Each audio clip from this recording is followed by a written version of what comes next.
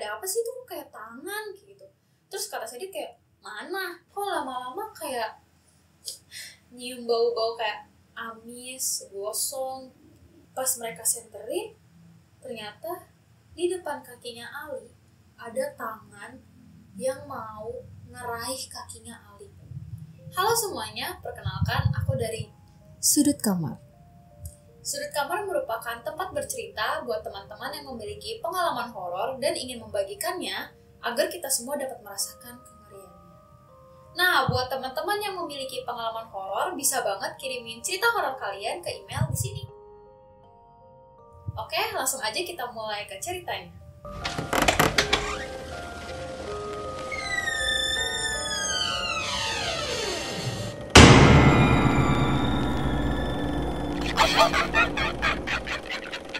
Cerita kali ini berjudul Sosok Hitam di Gedung Kosong. Untuk kenyamanan pengirim cerita, semua nama tempat dan nama tokoh sudah aku samarkan ya. Tokoh utama di sini kita sebut aja namanya Adit. Waktu itu si Adit masih duduk di kelas SMK di kota tempat dia tinggal. Si Adit itu tuh kayak anak normal pada umumnya guys. Dia itu sekolah, main sama teman, ngerjain tugas, ya biasa aja, nggak ada yang spesial.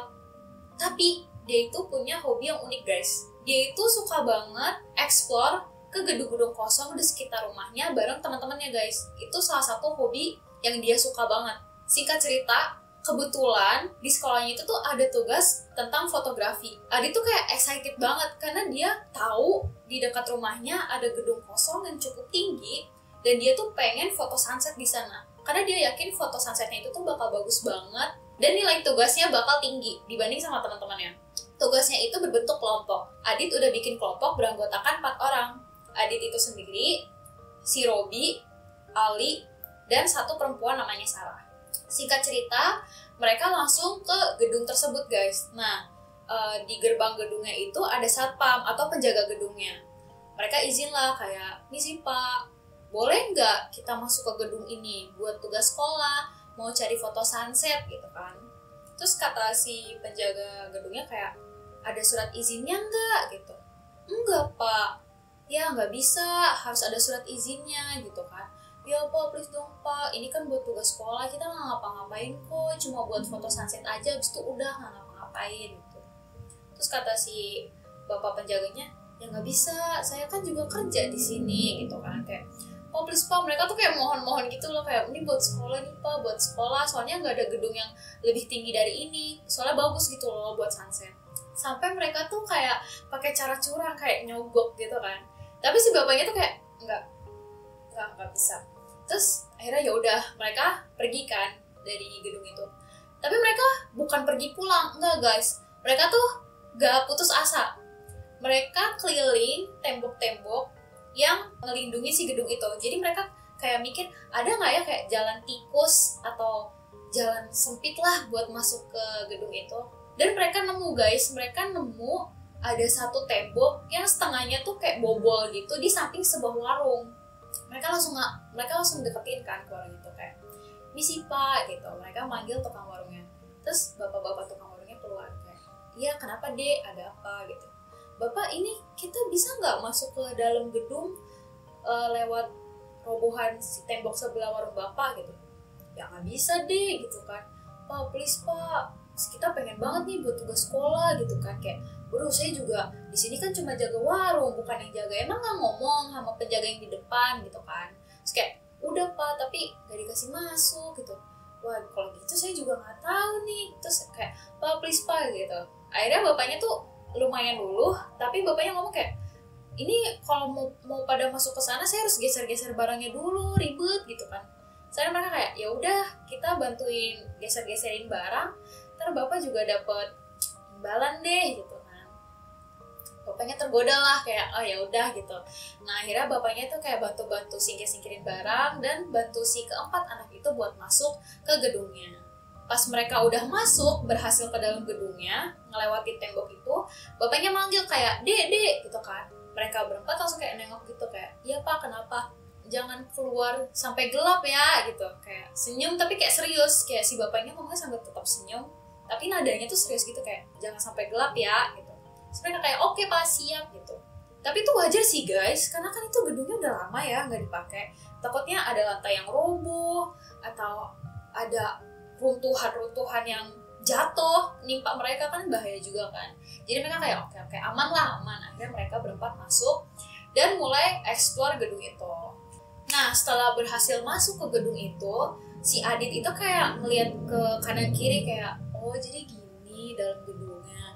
Terus dia ngeliat kayak ada satu ruangan yang sebenarnya tuh cahaya matahari bisa masuk guys ke ruangan itu. Tapi kayak kok kesannya kayak gelap ya. Terus dia pikir kayak mungkin kayak kurang tinggi aja kali ya, masih di lantai-lantai yang gak terlalu tinggi. Dia kayak cuek aja gitu. Lanjut naik sama teman-temannya ke lantai atas-atasnya lagi. Nah, sesampainya di atas, si Ami tuh bilang kayak, ih ini beneran spot yang pas sih. Kayak kalau misalnya kita foto sunset dari atas itu, kita tuh dapat pemandangan yang bener-bener bersih karena gedung-gedung atau jalanan yang di bawahnya tuh nggak kefoto karena spotnya tuh lumayan tinggi kan. Ini fix banget sih kita bakal dapat nilai yang lebih tinggi daripada tugas-tugas teman-teman kita yang lain gitu kan. Terus karena di situ masih sore dan belum dekat sama sunset, akhirnya ya udah mereka di situ kayak ngobrol, kayak masih lihat-lihat sekitar. Nah, si Sarah itu kan ya udah ngeliat-ngeliat aja mainan handphone. Si Adit dan si Ali itu lagi duduk-duduk aja kan, kayak ngeliatin pemandangan. Dan si Robby yang megang kamera, dia tuh iseng kayak foto-fotoin teman-temannya yang ada di situ. Nah, dia tuh lebih banyak foto-fotoin si Adit sama si Ali kan, si Robby-nya. Kayak fotonya tuh kameranya kayak dipencet terus, jadi kayak tetep banyak fotonya gitu kan. Jadi kayak kesannya candid gitu. Setelah difoto banyak, si Adit sama si Ali itu kayak coba mana sini lihat fotonya gitu kan. Dikasih lihat lah foto kayak, oh ih keren nih buat Instagram gitu, buat diupload, keren candidnya. Terus ada satu orang di situ, si Ali yang kayak, kok itu di belakang pintu kita ada apa sih, itu kok kayak tangan gitu. Terus kata saya dia kayak, mana? Di zoom kan sama mereka, enggak itu bukan tangan, itu mah kayak kotor kan, namanya juga bangunan kali ya, itu mah noda-noda aja lah gitu. Terus mereka zoom dan di foto lainnya semakin jelas kalau bentuknya itu tuh kayak ada 4 garis gitu loh guys di bagian bawah pintu belakang mereka. Pas mereka lihat ke belakang ke arah pintunya nggak ada noda itu. Terus di situ Sarah yang cewek sendiri dan dia mulai ketakutan, dia bilang kayak udah sih hapus aja, daripada kenapa udah hapus aja nggak penting juga. Dia kayak takut tapi gengsi kan, jadi ya udah yang cowok-cowok nurut aja lah sama yang cewek ini, dihapus lah foto itu. Long story short, sambil nunggu waktu sunset, mereka tuh iseng bikin video time lapse sambil mereka ngobrol. Jadi kayak mereka ngobrol sama satu sama lain sambil direkam time lapse gitu kan. Karena keasikan ngobrol, mereka lupa foto sunsetnya. Jadi sunsetnya udah hilang, nggak dapet fotonya. Terus kayak, ya gimana ini udah gelap, malah kesibukan ngobrol, malah timelapse, gak kedapetan fotonya gitu kan. Terus kata siapa nggak dapet foto, ini gue foto kok tapi pakai HP gue gitu kan. Terus kayak, oh ya bagus lah, walaupun ya tetep lah guys hasilnya nggak sebagus dari kamera, cuma at least si Adit itu tuh bisa dapetin foto sunset di HP-nya bagus kok, cukup bagus gitu. Karena udah gelap, mereka juga ingat kayak, wah gila ini kita udah gelap sih, soalnya kan si abang warungnya, bapak-bapak warungnya bilang kalau kita tuh jangan keluar sebelum gelap. Ini tuh udah gelap. Akhirnya mereka buru-buru kan.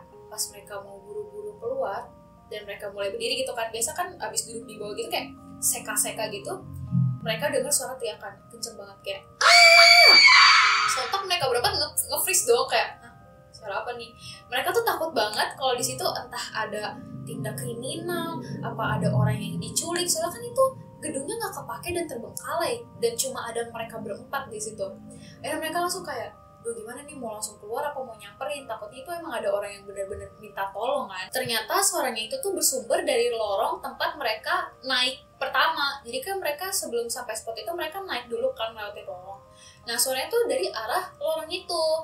Terus mereka tuh kayak, samperin kali ya. Mereka tuh cuma modal senter sama flash dari HP. Karena di situ bener-bener gak ada listrik guys. Di situ nggak ada kabel listrik, di situ nggak ada aliran listrik. Jadi mau nggak mau mereka cuma pakai senter dan flash. Terus si Adit sama si Ali itu jalan paling depan. Karena si Robby sama Sarah tuh kayak, lu duluan gitu kan. Ya udah tuh mereka nelusurin lorong itu, mereka samperin pelan-pelan. Kok lama-lama kayak nyium bau-bau kayak Ami nangis gosong, kayak ini konslet kali ya, konslet, kayak gak mungkin konslet dong karena kan gak ada aliran listrik, gak ada kabel listrik, tapi tuh kayak bau daging kebakar gitu, kayak apa nih gitu kan. Semakin mereka maju pelan-pelan, tiba-tiba mereka dengar suara cewek nangis kayak terus kayak oh no, mereka berempat terus kayak ini tuh udah kayak apa nih, udah nyium bau nggak enak, tiba-tiba ada suara cewek nangis, situasinya udah gelap. Di situ mereka mulai kayak aduh gimana nih, mau nerusin atau mau pulang aja gitu. Ali sama si Adit kan di depan kan, mereka senterin ke arah depan mereka. Karena dengar suara tangisan itu mereka takut, jadi mereka senterin ke kaki mereka. Ke kaki mereka, pas mereka senterin, ternyata di depan kakinya Ali ada tangan yang mau ngeraih kakinya Ali. Di situ yang ngeliat nggak cuma Ali doang guys, empatnya di situ ngeliat, dan mereka langsung lari balik ke belakang. Gue turun ke bawah cepet-cepet. Pas mereka lari, posisinya ketuker dong. Jadi si Sarah sama si Robi yang di depan dan Adit sama Ali jadi yang paling belakang. Terus mereka lari kok lorongnya satunya lagi kok ngerasa lorongnya kayak makin panjang. Kalian ngerti gak sih kayak kalian lari di mimpi dan rasanya itu tuh kalau kita lari, tempat kita lari tuh jadi makin panjang dan lari kita tuh jadi lambat. Jadi mereka ngerasa kayak, loh gimana nih kok perasaan lorongnya deket tapi kok ini jadi jauh, terus kayak nggak sampai ke ujung lorong gitu loh guys. Pas lagi lari kayak gitu, si Adit yang posisinya paling belakang itu iseng banget nengok ke belakang. Dia tuh penasaran yang ngejar mereka tuh sebenarnya apa sih, bentuknya kayak gimana sih. Kayak jujur aku di sini juga nggak ngerti kenapa ada orang yang penasaran kayak gitu. Pas dia ngeliat, dia langsung teriak kenceng banget kayak wah, dia bener-bener kaget karena sosok yang dilihat itu adalah perempuan. Dan badannya tuh besar banget guys, kayak hampir ke langit-langit lantai di gedung itu. Dan bentuk sosoknya itu rambutnya panjang, terurai. Rambutnya tuh kayak gak keurus, kusut. Matanya tuh melotot, hampir kayak mau copot gitu. Badannya tuh gosong, penuh luka. Dan kayak ada benjolan-benjolan yang banyak nanahnya gitu guys. Sosoknya tuh serem banget. Yang lebih parahnya lagi, mulutnya itu tuh keluarin banyak banget belatung guys. Kalian bayangin, jijik, menyeramkan, gak berbentuk. Makhluk itu tuh ngejar mereka. Jadi Adit bener-bener di situ takut banget. Dan mereka langsung lari sekenceng-kencengnya karena teman-temannya juga kayak, wah Adit teriak kenceng banget nih, kayaknya dia ngeliat sesuatu yang serem. Nah, karena si 4 orang itu ngerasa mereka lari udah jauh ya, walaupun belum sampai di ujung lorong satunya, mereka berempat ngeliat ke belakang kayak make sure si sosok itu udah ketinggalan jauh gak ya? Gak taunya enggak guys. Sosok itu tuh makin ngedekat, tapi dia udah mulai diem aja sosoknya. Kan tadi yang lihat cuma satu kan si Adit. Nah ini kali ini yang lihat 4 orang. 4-4-nya kaget dan jatuh guys. Mereka semua tuh jatuh terduduk di lantai. Dan sosok itu tuh diam. Terus dia jongkok guys. Kan sekarang Ali nih posisinya paling belakang. Dia jongkok dengan kondisi badan yang luka-luka. Dan mohon maaf banget, kalau sosok perempuan itu tuh ngeluarin darah banyak banget guys. Dan tangannya itu yang satu ingin mengarah ke kakinya Ali, dan satunya itu tuh di belakang. Jadi tangannya di belakang ini, satu tuh dia pengen ngeraih si kakinya Ali. Di situ mereka semua kayak nge-freeze saking takutnya, nggak tahu mau ngapain, mereka udah lemes banget. Nah singkat cerita, mereka lari lagi, mereka bangun, mereka akhirnya sampai guys di ujung lorong itu. Terus mereka turun kan, pas mereka turun dari lantai itu, mereka balik lagi guys ke lantai yang sebelumnya mereka turun.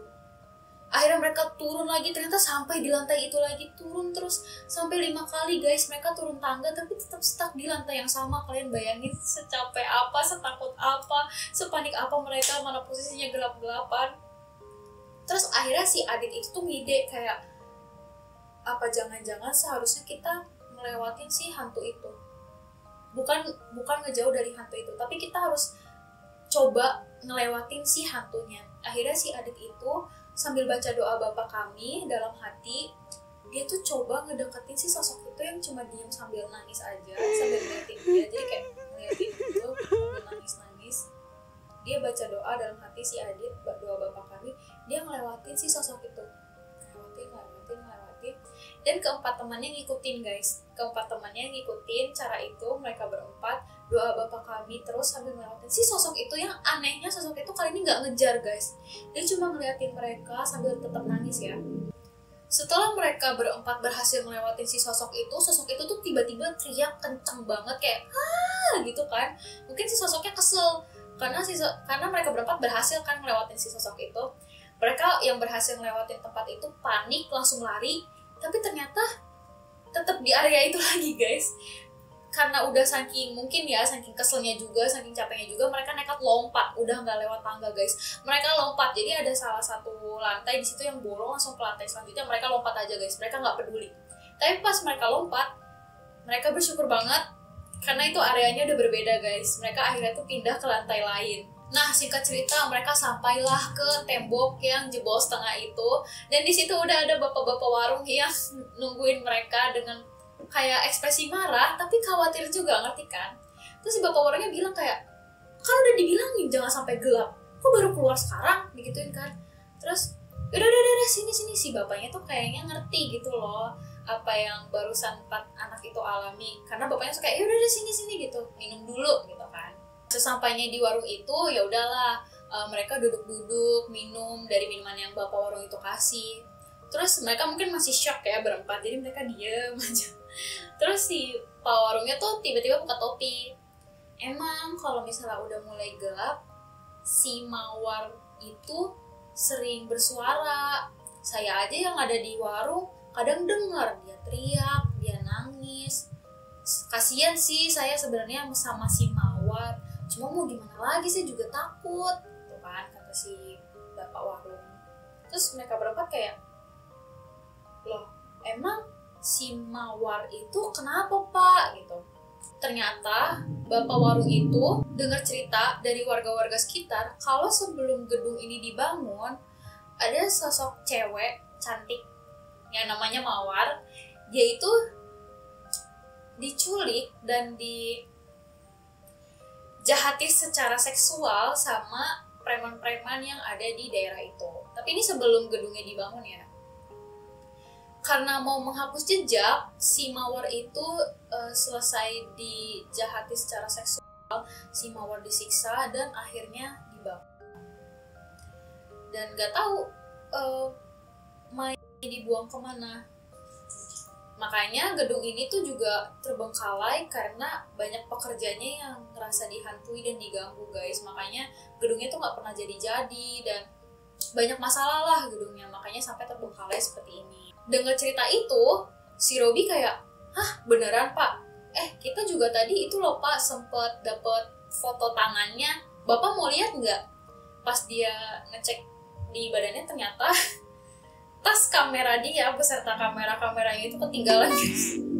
Kalian bayangin, ternyata tas kamera sama kamera itu tuh ketinggalan pas mereka berempat jatuh tadi di lantai atas pas mereka ngeliat sosok si Mawar itu. Akhirnya long story short, besokannya mereka datang lagi ke gedung itu. Mereka ngaku ke penjaga gedungnya kalau mereka tuh kemarin nyusup dan kameranya itu ketinggalan. Akhirnya si pas satpamnya ya sempat marah, pasti sempat marah. Tapi si satpam itu tetap nganterin mereka ke lantai tempat mereka jatuh buat ngambil balik kamera sama tas kameranya si Robi.